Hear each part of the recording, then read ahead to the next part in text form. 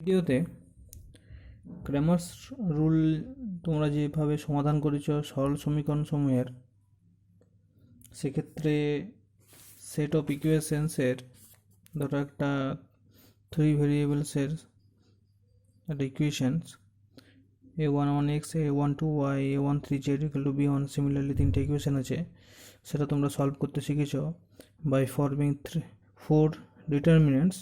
First delta হচ্ছে কোফিসিয়েন্টগুলো নিয়ে যে ডিটারমিনেন্ট, ফার্স্ট এক্স এর কোফিসিয়েন্ট, তারপর সেকেন্ড কলামে ওয়াই এর, থার্ড কলামে জেড এর, তারপরে del x del Y del Z, অর্থাৎ এক্স বার করার জন্য ডেল এক্স দরকার। ডেল এক্সটা ফরমেশন কীভাবে করছো না, আমরা ডেল থেকে করছি, ডেল থেকেই আমরা del x del Y del z তিনটি তৈরি করা হয়, যেখানে ডেল এক্সে কী করা হয় না, এক্সের যেটা কলাম আছে সেটা রিপ্লেসড বাই বি1 বি2 বি3। ডেল ওয়াই কী করা হয়, ডেলের সেকেন্ড কলামটাকে অর্থাৎ ওয়াইয়ের কোএফিসিয়েন্ট যে কলামটা আছে সেটাকে রিপ্লেসড বাই বি1 বি2 বি3 কলাম দিয়ে, এবং সিমিলারলি ডেল জেডটাই আমরা তৈরি করি বি1 বি2 বি3টাকে রিপ্লেস করা হয় ডেল ডিটারমিনেন্টের থার্ড কলামটার দিক, ঠিক আছে। দিয়ে তারপর আমরা ক্র্যামার্স রুল সলভ করি, ডেলের মান বার করা হয়, ডেল এক্সের বার করা হয়, ডেল জেড ডেল ওয়াই বার করা হয়, অ্যান্ড ডেল জেডের বার করা হয়, এবং then by Cramer's rule X equal to del X by del, Y equal to del Y by del, and Z equal to হচ্ছে del Z by del. This is the process Cramer's rule. এটা marks 4-এর একটা problem আছে, তোমরা আগের ভিডিওতে পেয়েছো Cramer's রুলের সাহায্যে কীভাবে সমাধান করা হয়। এই ভিডিওতে ক্র্যামার্স রুলের সাহায্যে একটা নোট তোমরা অবশ্যই ভালো করে খাতায় লিখে রাখো, এবং এই ধরনের সমস্যা তোমরা এখানে চ্যাপ্টারে পাবে। সেটা হচ্ছে, যত সমস্ত সরল সমীকরণসমূহ আছে তারা হয় সঙ্গত অর্থাৎ সমাধান করা যাবে, অথবা সমাধান করা যাবে নাই অর্থাৎ সমাধানযোগ্য নয়, যেগুলোকে বলছি ইনকনসিস্টেন্ট বা অসঙ্গত। আর সমাধান করা যায় যে সমস্ত সমীকরণের অর্থাৎ সঙ্গত, অর্থাৎ এই ধরনের 2 ভেরিয়েবলসের যদি ইকুয়েশন থাকে যে তারা সমাধান করা যাবে কি, এরকম কোনো গ্যারেন্টি নাই। সমাধান করা যেতেও পারে, নাও পারে, ঠিক আছে। যদি ক্র্যামার্স রুলের সমাধান করো বলে দেয়, তার মানে করা যাবে এবং তোমরা করতে শুরু করে দেবে। কিন্তু কিছু ক্ষেত্র আছে যে ক্ষেত্রে সমাধান করা যায় না। সেগুলো কখন যায় না, আমরা অঙ্কটা সলভ না করেও আমরা ভাববো। তো এটা ক্লাস 9-এ এরকম একটা কম্পোজিশন ছিল, এইভাবে ভাবনা ছিল। তো এখানে কীভাবে ভাববে, আমি সেই নোটটা তোমরা খাতায় লিখে রাখো, মনে রাখার চেষ্টা করো। তাহলে তোমরা কী করছো না, আমরা প্রথমে এই যে ছকটা আমি লিখেছি, এই ছকটা ভালো করে খাতা লিখে রাখবে। যে সরল সমীকরণসমূহ তারা সঙ্গত হতে পারে বা অসঙ্গত হতে পারে। এবার অসঙ্গত মানে সমাধান করা যাবে কি নাই, কখন যাবে কি না সেটা আমি লিখছি। এবার সমাধানযোগ্য হলে আবার দুটো কেস হতে পারে, একটি মাত্র সমাধান পাওয়া যেতে পারে, আবার অসংখ্য সমাধান পাওয়া যেতে পারে, ঠিক আছে। এখন ফার্স্ট আমরা ভাববো সমাধানযোগ্য কখন হবে, এবং একটিমাত্র সমাধান কখন, অসংখ্য সমাধান কখন, নেক্সট আমরা বলবো এটা। নাও তোমরা ফার্স্ট কাজ কী করবে, ধরো একটা সেট অফ ইকুয়েশনস আছে, বলবে যে এটা সমাধান করা যাবে। সমাধান করা যদি যায় তাহলে একটিমাত্র সমাধান কখন পাওয়া যাবে, একটিমাত্র সমাধান কখন পাওয়া যাবে, কখন ইনফাইনাইট পাওয়া যাবে, বা প্রশ্ন আসতে পারে এই তো সেট অফ ইকুয়েশনস দিয়ে বলবে কখন নো সলিউশন কখন, অর্থাৎ সলিউশন কখন নাই, তোমরা বলবে। তোমরা কী করবে, ফার্স্ট কী কাজ না, সেটা 2 ভেরিয়েবলসের দিলে বুঝতেই পারছো তখন দুটো কলাম থাকবে। 3 ভেরিয়েবলস থাকলে এরকমভাবে del x del Y del Z del তৈরি করবে, এবং ফার্স্ট কাজ হবে ডেলের মান বার করা। ফার্স্ট সবগুলো বার করার দরকার নেই, ফার্স্ট ডেলের মান বার করা। অর্থাৎ আমার প্রশ্ন হচ্ছে সমাধান করা যাবে না যাবে নাই, যদি যায় তাহলে একটি মাত্র সমাধান আর অসংখ্য সমাধান কখন পাবো। তাহলে সেট অফ ইকুয়েশনস থেকে প্রথমে আসবে কি, ডেল বার করা, ঠিক আছে ফার্স্ট।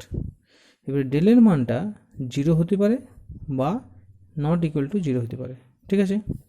তাহলে কি বলছি দেখো, ফার্স্ট কাজ, যদি সরল সমীকরণের ক্ষেত্রে একটি মাত্র সমাধান পাইতে হয়, তাহলে সেক্ষেত্রে সেই কেসটা হচ্ছে একমাত্র যখন del is not equal to 0। অর্থাৎ আমরা সঙ্গে সঙ্গে সিদ্ধান্ত নিব যে সরল সমীকরণসমূহের একটিমাত্র সমাধান আছে যদি ডেলটা নট ইকুয়াল টু 0 হয়, ঠিক আছে। ডেল যদি নট ইকুয়াল টু 0 হয় তাহলে কিন্তু বলে দেবো যে সমীকরণসমূহের একটিমাত্র সমাধান আছে, ঠিক ঠিক আছে। এরপরে কেসটা হচ্ছে ডেল ইকুয়াল টু জিরো যদি হয়, তাহলে এখন ঘটনা কী হচ্ছে, অসংখ্য সমাধান কখন না, ডেল যদি জিরো হয় এবং বাকি সবাই জিরো হয়ে যায়, ডেল এক্সও জিরো হয়ে যায়, ডেল ওয়াইও জিরো হয়ে যায়, ডেল জেডও জিরো হয়ে যায়, তাহলে বলবো এই কেসটার ক্ষেত্রে যে অসংখ্য সমাধান সেক্ষেত্রে। ঠিক আছে, অর্থাৎ যদি দেখাতে বলে অসংখ্য সমাধান, তার মানে তোমাদেরকে এই সমস্ত ডিটারমিনেন্ট ভ্যালুটা জিরো দেখাতে হবে। ঠিক আছে, নেক্সট, সমাধানযোগ্য কখন নয়, অর্থাৎ এই কেসটাও আমরা ডেল ইকুয়াল টু জিরোর কেস, অর্থাৎ ডেল ইকুয়াল টু জিরো হতেই হবে অসংগত হতে হলে, এবং অর্থাৎ ডেল ইকুয়াল টু জিরো হলেও এবং del x del Y del z যদি সবাই জিরো হয়ে যায়, তাহলে সেক্ষেত্রে বলবো অসংখ্য সমাধান। আরেকটা case, del equal to zero এবং দেখা গেল ডেল এক্সের মানটা জিরো নয়, সাথে সাথে বলবো এর সমাধান পাওয়া যাবে না, অর্থাৎ নিচটা জিরো হলেও উপরটা জিরো হলো না, তাহলে সেক্ষেত্রে আমরা বলবো এক্সের মান পাওয়া অসম্ভব। এবারে এমন কিছু হতে পারে যে ডেল ইকুয়াল টু জিরো আবার ডেল এক্সও জিরো হয়ে গেল, সেক্ষেত্রে ডেল ওয়াই বার করবো। ডেল ওয়াই জিরো হতে পারে, যদি জিরো হয়ে যায় তখন ডেল জে বার করতে হবে। যদি নট ইকুয়াল টু জিরো হয়, তাহলে সেইখান থেকে আমরা সিদ্ধান্ত নিব যে এটা কোনো সমাধান নাই। সিমিলারলি এটাও জিরো হতে পারে, সেক্ষেত্রে আমরা ডেল জে বার করবো। তারপরে কিন্তু আগে এইভাবে স্টেপ বাই স্টেপভাবে করে বার করবে। ডেল জি যদি জিরো হয়ে যায় তাহলে বলবো এর অসংখ্য সমাধান, আর ডেল জি যদি নট ইকুয়াল টু জিরো হয় তাহলে সেক্ষেত্রে বলবো নো সলিউশন। অর্থাৎ আমার এখানে নোটটা করবে কি, ডেল ইকুয়াল টু জিরো আর যে কোনো একটি del x del Y del Z equal to not equal to zero, যে কোনো একটি not equal to zero, all not equal to zero কিন্তু নয়, যে কোনো একটি del x del Y del জেডের মধ্যে যে কোনো একটি zero not equal to zero. ঠিক আছে, যেটা ডেল এক্সও জিরো হতে পারে, ডেল এক্স জিরো হয়ে গেলে যদি ডেল ওয়াইটা যদি জিরো হয়ে যায়, ডেল জেড দেবে নট ইকুয়াল টু জিরো সেক্ষেত্রে। অর্থাৎ ক্যামার্সুলের সাহায্যে সরল সমীকরণ সমূহের ক্ষেত্রে সমাধানযোগ্য নয়, এই যে কেসটা এই ধরনের একটা প্রশ্ন আসে, তোমরা এটা নোট করবে। এরপরে তোমাদের আমি একটা ইম্পর্ট্যান্ট জিনিস কথা বলবো, সেটা হচ্ছে হোমোজিনিয়াস লিনিয়ার ইকুয়েশনস। এই ভিডিওর মধ্যে তোমাদের বলছি হোমোজিনিয়াস লিনিয়ার ইকুয়েশন, হোমোজিনিয়াস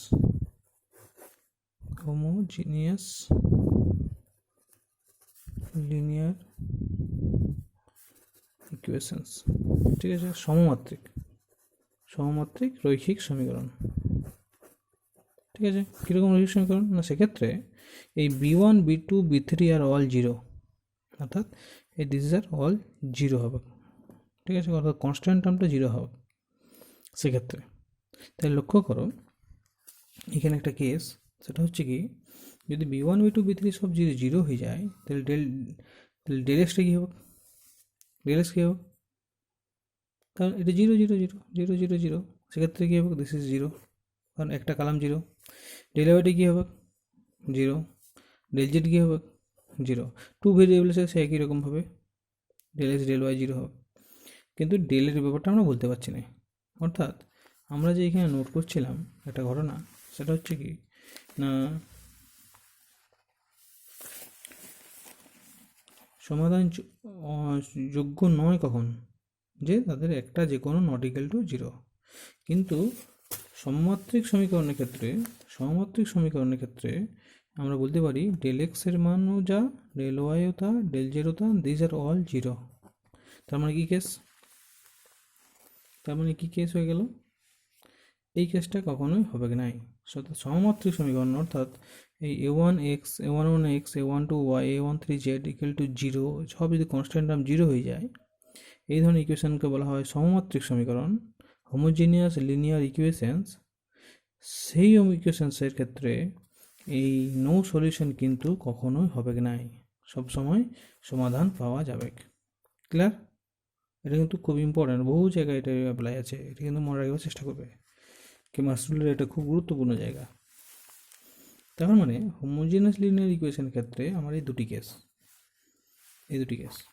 ঠিক আছে, যদি ডেল এক্স ডেল জেড তো সব জিরো, তাই তো, তার মানে ডেল জিরো হতেও পারে নাও হতে পারে, অর্থাৎ সেক্ষেত্রে এই ডেলের মান জিরো হতেও পারে নাও হতে পারে। এখন দেখো যদি নট ইকুয়াল টু জিরো হয় ফার্স্ট কেস, তাহলে সমমাত্রিক সমীকরণের ক্ষেত্রে এটা সবসময় জিরো হচ্ছে। তাহলে কেস 1, আমি বলছি ডেলটা জিরো হলো নাই, সেক্ষেত্রে এক্স কী হবে? নিচে ডেল আছে, উপরে del x, zero by del zero নয় কিন্তু জিরো হল। ওয়াইয়ের মান কি?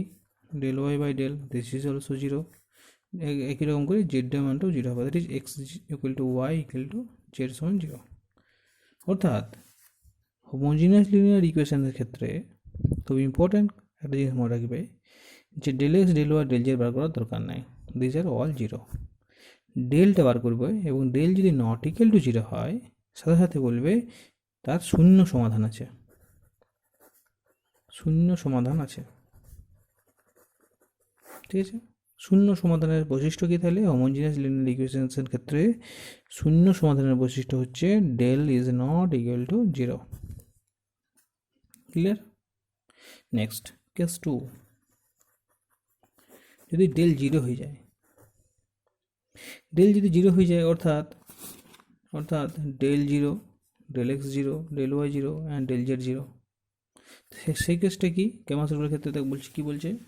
Del x del del z যদি জিরো হয়ে যায় এবং ডেল যদি জিরো হয়ে যায় তাহলে সেক্ষেত্রে কী পাবো? অসংখ্য সমাধান।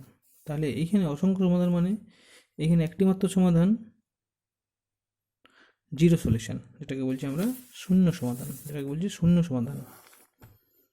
অসংখ্য সমাধানের কেস, কেস 2 হচ্ছে অসংখ্য সমাধানের কেস, অসংখ্য। এক্ষেত্রে আমরা বলবো শূন্য সমাধান বাদ দিয়েও আমরা আরও অশূন্য সমাধানও পাওয়া যাবে, অশূন্য সমাধানও পাওয়া যাবে, সমাধান পাওয়া যাবে এই ক্ষেত্রে। অসংখ্য সমাধান মানে সেক্ষেত্রে বলবো হোমোজিনিয়াস লিনিয়ার ইকুয়েশনের ক্ষেত্রে অশূন্য সমাধান, ঠিক আছে। তাহলে শূন্য সমাধান আর অশূন্য সমাধান হোমোজিনিয়াস লিনিয়ার ইকুয়েশনের ক্ষেত্রে এই দুটি কনসেপ্ট ভালো করে নোট করে রাখবে যে হোমোজিনিয়াস লিনিয়ার ইকুয়েশন যেটা আছে তার দুটি কেস, নো সলিউশন কিন্তু নাই, এর সলিউশন আছেই, হয় শূন্য সমাধান না হলে অশূন্য সমাধান, ঠিক আছে। অর্থাৎ শূন্য সমাধান কখন পাবো? কখন শূন্য সমাধান পাবো? Del is not equal to zero. আর অশূন্য সমাধান যখন ডেল ইকুয়াল টু জিরো। খুবই ইম্পর্টেন্ট কনসেপ্ট, এটা বহু জায়গায় অ্যাপ্লাই হবে, তোমরা কিন্তু ভালো করে মনে রাখার চেষ্টা করবে। হোমোজিনিয়াস লিনিয়ার ইকুয়েশনসের ক্ষেত্রে নো সলিউশন হয় না, তার কমপক্ষে একটি সলিউশন, সেটা হচ্ছে শূন্য সমাধান সর্বদা আছে, সর্বদা পাওয়া যাবে। শূন্য বাদ দিয়েও অশূন্য সমাধান যদি পাইতে হয়, অশূন্য মানে শূন্য নয় এরকম হতো, এক্সের মান, ওয়াইয়ের মান, জেডের মান সবগুলোই জিরো নয়, এরকম 1 0 0 এবং সব কিছু কোনো একটা নাম্বার থাকবে, একটা নন জিরো নাম্বার, তাহলে অশূন্য সমাধান সেটাকে বলছে পাওয়া, এক্সিস্টেন্স থাকবে। একমাত্র কেস হচ্ছে ডেল জিরো, ডেল যদি নট ইকুয়াল জিরো হয় তাহলে সেক্ষেত্রে দেখতেই পাচ্ছি আমরা এক্ষেত্রে সব জিরো হয়ে যাচ্ছে, ঠিক আছে। এইটা হচ্ছে ক্র্যামারস রুলের আরেকটা প্রয়োগ। শূন্য সমাধানের ক্ষেত্রে এই ধরনের অঙ্ক অনেকগুলি আছে, তোমরা ভালো করে অঙ্কগুলো পড়বে এবং এই নোটগুলি ভালো করে রাখো।